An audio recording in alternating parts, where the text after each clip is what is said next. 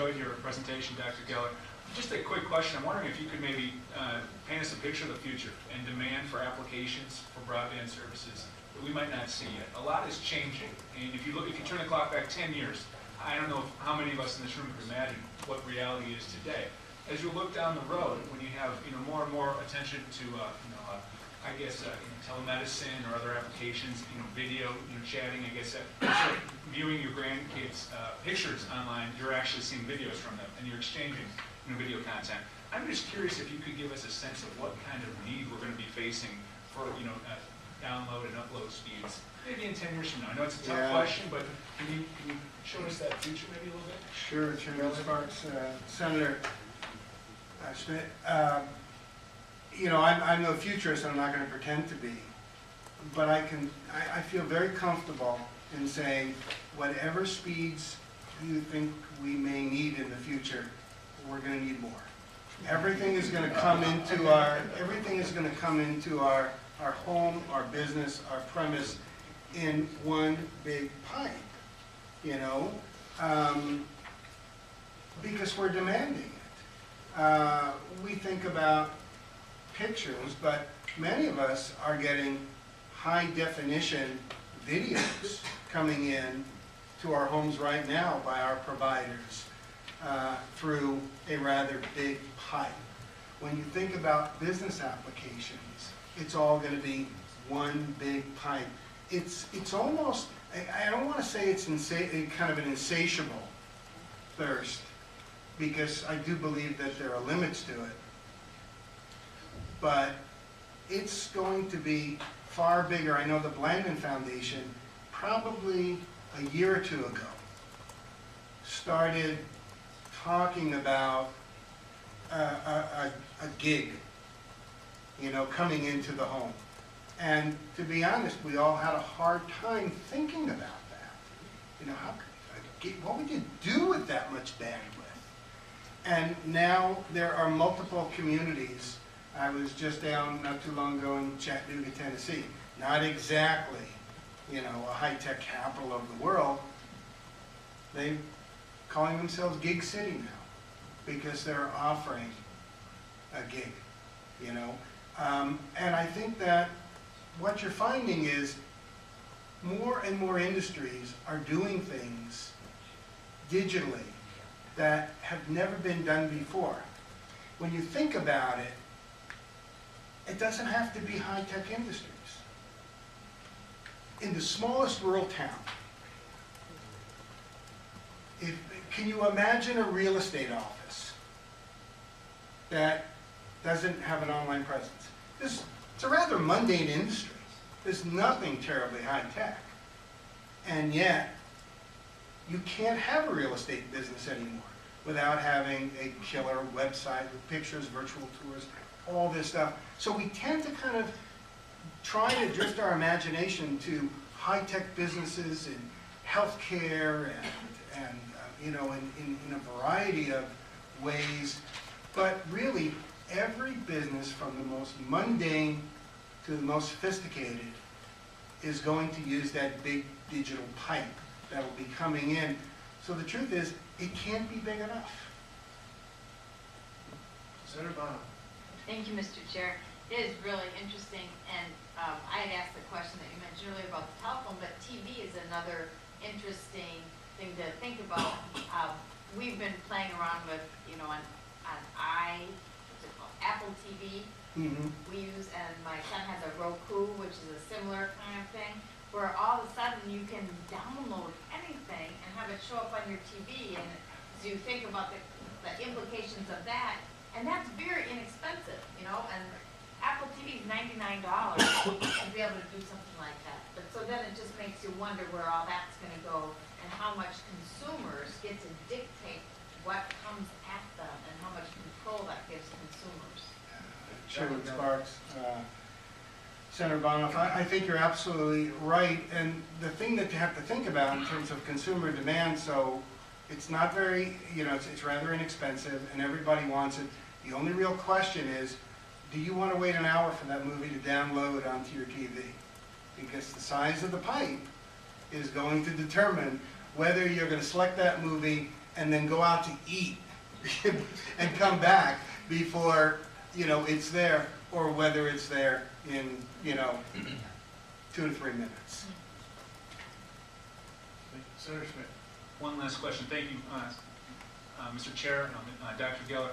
I guess you kind of alluded to this in your answer to my previous question, but could you, I think we have a sense of what wireless is, but could you talk about everything, not everything, but a little bit of the infrastructure that's involved with getting us to wireless and getting wireless out to rural Minnesota? In my understanding, it doesn't just happen. There's significant investments that are needed to do that. Dr. Geller. Chairman Sparks, Senator Smith, yes. And I'm not a technologist, and I don't get a paycheck from the wireless industry. So I'm sure that there are people in this room who know far more about it. But the reality is you have to understand that most of the wireless network is not wireless at all, okay? What we're really talking about when we say wireless is the signal between your device and that tower.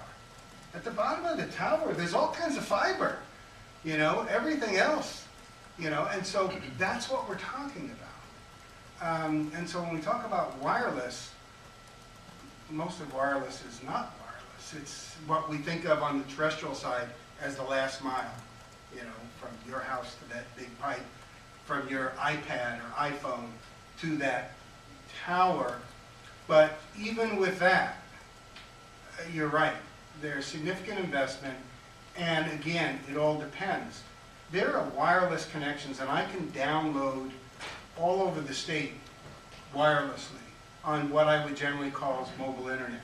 A lot of it would not today meet the speeds that we're talking about, though. Those places that are 4G enabled, those LTE platforms, and we have it here in the Twin Cities, in Duluth, in Rochester, Mankato, St. Cloud, in our border communities, very good wireless connections.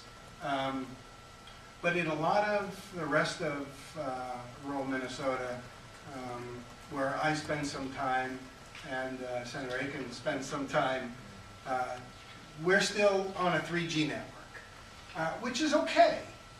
But it's not really going to be, sufficient, and it's not going to replace the terrestrial, platforms and infrastructure that's out there now. But as it starts moving out, I think it'll be a bigger deal. But you got to remember, it won't solve all of our issues. There are, every day you read in the paper about these Social Security numbers were compromised, these credit card numbers were compromised. Security is a very big deal in the digital world. There's no bank that's going to, deal with anything but a very secure terrestrial presence. But for residential purposes and for a lot of, how many times you go to a street fair and you buy something, you give them their credit card, and you see the little cube that's right on top of their cell phone, and they're swiping your credit card wirelessly. Not the safest thing in the world, but the technology is there. And so it will take a significant amount of, to get back to your question, Senator, investment. But everything I see is, is that the wireless providers are continuing to roll out and make those investments. Or you can think of as if you had some partnerships with them. These public-private partnerships, both on the wireless side, the terrestrial side, can move things further faster. Senator Hurd. Yes, Dr. Geller. Since you mentioned that since 2010, when we make into the statute, our rank is declining or increasing, going lower to number 15 or more. How's that compared to other states that's ahead of us? And what have they done better, or are they falling behind too? Dr. Geller. Senator Sparks, Senator Hurd. Again, I'm a little bit out of my expertise zone, so, but I think that when I just look at other states that, let's say, at one time were behind us and now appear to be ahead of us, even other rural states like Vermont, they're putting policies in place and not just setting goals. And they're actually appropriating dollars and, establishing programs. The effectiveness of these activities, I have not evaluated, so I really can't speak to it. But other states are doing lots of different things. Sometimes because they want to get ahead of the curve. Sometimes I think because they're just fearful of falling behind the curve. So I'm not sure if it's actually the best policy. And I think, Mr. Hoffman represents an organization that works in multiple states and maybe, a little bit more expertise or have a little bit more expertise in this area.